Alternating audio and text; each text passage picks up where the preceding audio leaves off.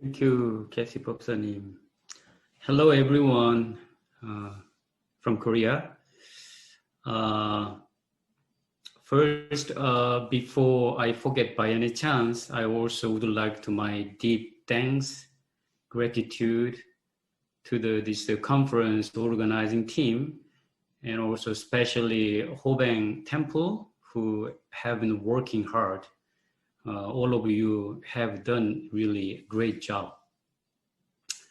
I feel really honored to share what I have practiced and learned by this opportunity. Today the topic is get enlightenment and save, help all beings. So just for a moment when I was given this topic, I thought, oh, maybe it may sound a little too abstract to some people, especially for those who have been practicing longer than even the beginners, or maybe it can sound a little bit too wide to talk about. But I really would like to everyone to remember that this is a basis and the element of our practice. Maybe it is like the air or water in our daily life. Many of us used to forget how important the air, the water is in our daily life, in our whole life actually. So humankind, sometimes ignore even, so see what's happening these days in this world. The climate change, the COVID-19 virus, we are facing all these difficulties that nature is giving us as a big lesson. So get enlightenment and help all beings is like the air or water in our practice. I would like to say such way, because even for those who have been practicing for a long time, sometimes or often we forget how important this is. If we attain not just understanding intellectually, this will be the basis, this will be the foundation for all of our even practicing form, like bowing, chanting, or even Kongan interview. Sometimes people say, oh, get enlightenment and help all beings. That sounds wonderful, that's great. But how does it actually help my practice, my life, practically? So just I would like to everyone, I would like to remind everyone that this is just like the air and water in our practice. Just to share a short story, short episode actually, what happened during my solo retreat last year. I went to Poland last summer to have 100-day solo retreat. It was a beautiful mountain. There was a small cabin which was built by our Polish Sangha there, Katowice and the Krakow Sangha. And I was so fortunate to have a solo retreat there last summer. And it's a very, let me give you a little, some picture of this, how it looks like inside this small cabin where I actually did my solo retreat. It's a very little cabin, and you step in the cabin inside, and then right away you face this very small wooden platform where you can do your formal practice like bowing, chanting, and meditation. It's only about 2 square meters. So you can merely make, bowing and chanting meditation. And then just next to that wooden platform, there is this camping car, used camping car, which called the caravan, whatever, that I can sleep and do some very simple cooking. And then next to the caravan, just one step away from the caravan, this camping car, there is a 2 tiny storage room unit. One is for storing the food. The other one is for storing some tools and other stuff. Anyway, one evening I was sitting in meditation on the wooden platform. So you can imagine that actually between the storage room and the platform where I was sitting, there is a camping car. So I cannot actually see over what's going on in the storage room. So one evening I was sitting, then I started hearing some noise. Apparently some wild animal, perhaps like a rat or a mouse, was digging up some like a plastic bag, probably trying to find some grains, food.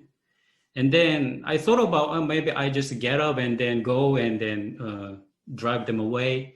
But I thought, I'm in meditation, so I'm not gonna just touch it. I'm gonna just continue to my practice. But then the noise is getting bigger and bigger.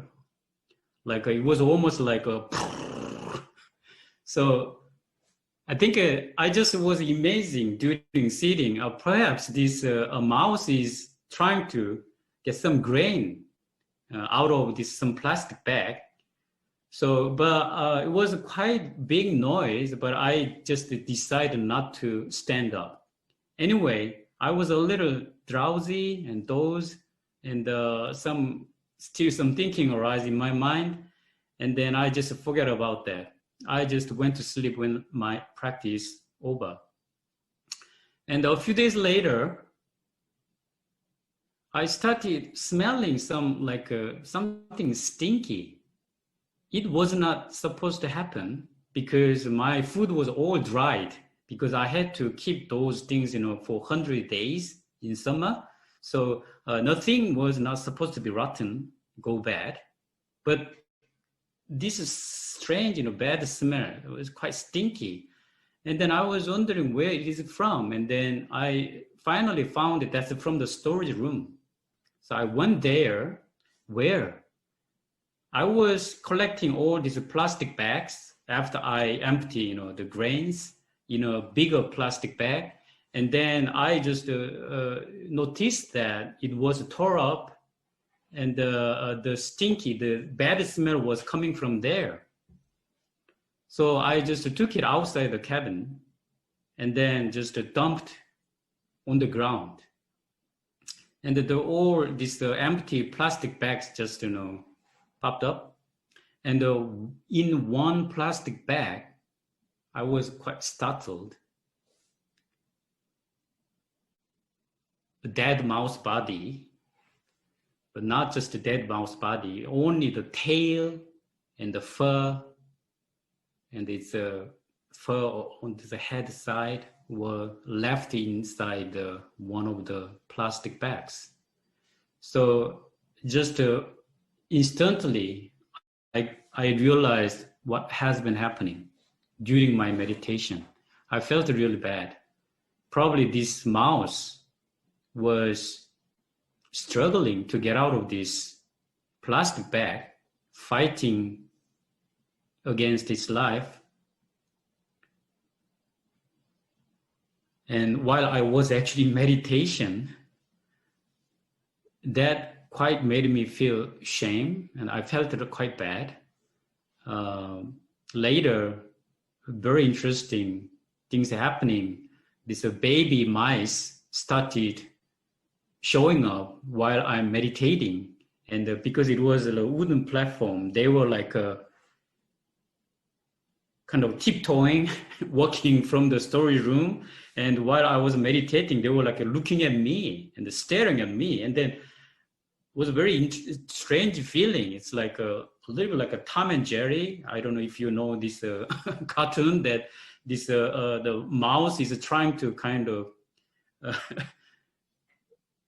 touch, you know, this mouth, this cat's nerve, temper, was something kind of karma. Anyway, it's just one example I wanted to share, that if my mind is not very clear, my sixth sense don't function properly, and then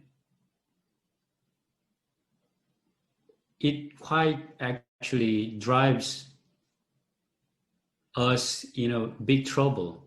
This is, well, we can say it was a quite smaller trouble. Although a creature died, that's quite actually big trouble.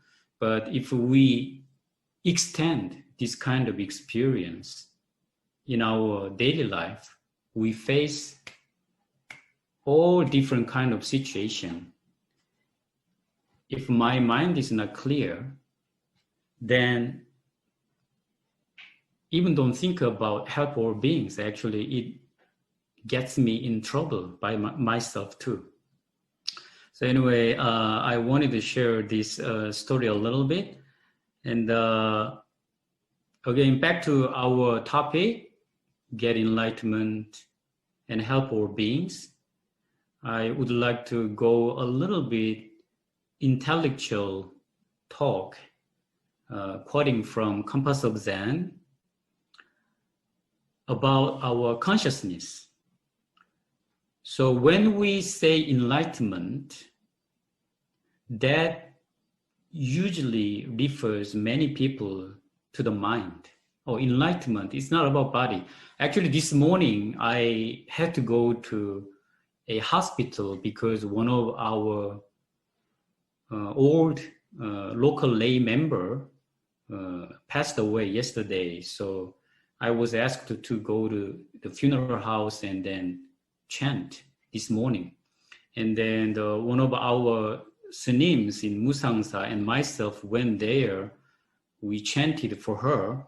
And it used to be in Korea, that in the hospital, in the funeral house, we could actually look at her face just right before her body is placed into this coffin. So this morning that happened. And then, wow, yeah, I think in this conference, most of you understand this body someday disappear. So we wouldn't say it's not I, true I. So what's then this true self pulling around this body for whole life? And when we talk about enlightenment, usually that refers to the mind. So what is the mind? So here is a very good actually instruction about this mind, which now I would like to call consciousness. So if you have read this Compass Zen, that usually in Buddhism teaches 9 consciousnesses. So the basics are the 6 consciousnesses that rooted in our 6th sense. Eyes see, ears hear, nose smell, mouth taste, and the body sense, and this mind perceive or think. So these are these 6 senses which are actually connected with the 6 consciousnesses. So that's part of what we used to call mind. But here, a more interesting thing, not just the 6 consciousnesses. Those are, everybody feel every day. Even the babies understand. But then when baby gets growing up, maybe 2 or 3 years old, they start getting this discriminating mind. Oh, I like this, I don't like this. Or this is good, this is bad. This kind of discriminating mind. That is called seven consciousness. And then there is also called eighth consciousness. The nickname for this eighth consciousness is storehouse consciousness.